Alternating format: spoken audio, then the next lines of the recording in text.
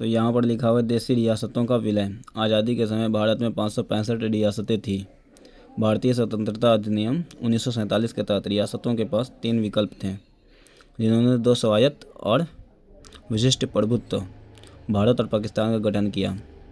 वे या तो भारत में शामिल हो सकते हैं या पाकिस्तान में शामिल हो सकते हैं, या वे अपनी स्वतंत्रता बनाए रखने का विकल्प चुन सकते हैं। सरदार वल्लभ भाई पटेल ने रियासतों को एकीकृत किया। भारत में शामिल होने वाले पहले राज्य 28 अप्रैल 1947 को ग्वालियर, बीकानेर, पटियाला और बड़ौदा थे। त्रावणकोर के राजा ने विलय पत्र पर हस्ताक्षर किए।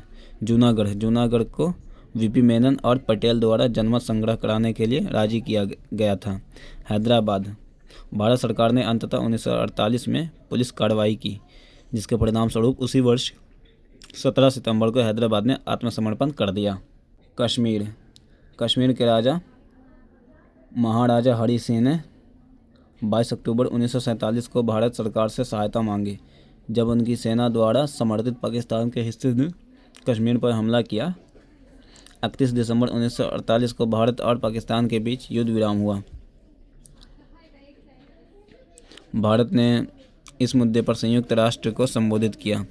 संयुक्त राष्ट्र ने अनुरोध किया कि पाकिस्तान 1951 में निरस्त्र हो जाए और भारत इस क्षेत्र में एक जनमत संग्रह कराए। हालांकि पाकिस्तान ने इस क्षेत्र से अपनी सेना वापस नहीं ली और इसके परिणाम स्वरूप दोनों देशों के बीच आज भी विवाद का एक मुद्दा है। धड़ आयोग, भाषाई पुनर्गठन की मांग। सरकार ने राज्य गठन के आधार के रूप में भाषा की जांच के लिए 1948 में धड़ आयोग की स्थापना की। धड़ आयोग ने राज्य पुनर्गठन के आधार के रूप में भाषा के इस्तेमाल का विरोध किया। धड़ आयोग की स्थापना वर्ष 1948 में राजेंद्र प्रसाद द्वारा की गई।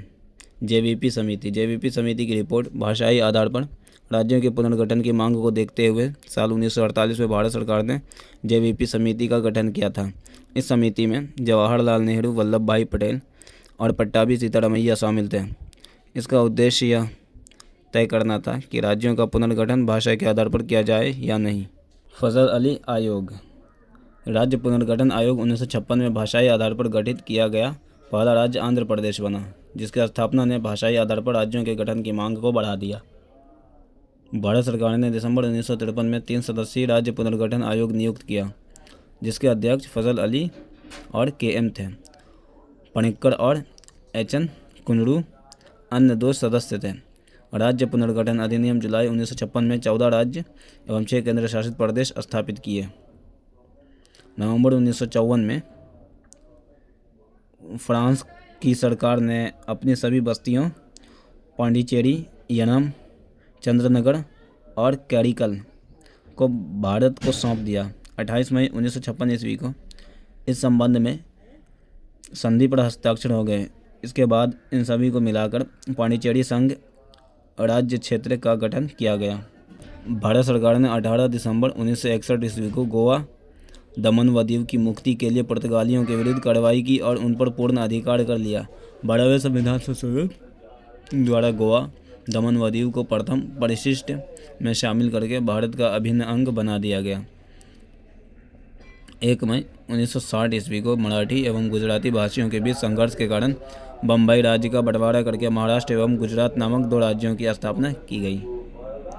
नागा आंदोलन के कारण असम को विभाजित करके 1 दिसंबर 1963 ईस्वी में नागालैंड को अलग राज्य बनाया गया। 1 नवंबर 1966 ईस्वी में पंजाब को विभाजित करके पंजाबी भाषी एवं हरियाणा हिंदी भाषी 2 राज्य बना दिए गए। 25 जनवरी 1971 ईस्वी को हिमाचल प्रदेश को पूर्ण राज्य का दर्जा दिया गया। 21 जनवरी 1972 ईस्वी मणिपुर, त्रिपुरा एवं मेघालय को पूर्ण राज्य का दर्जा दिया गया।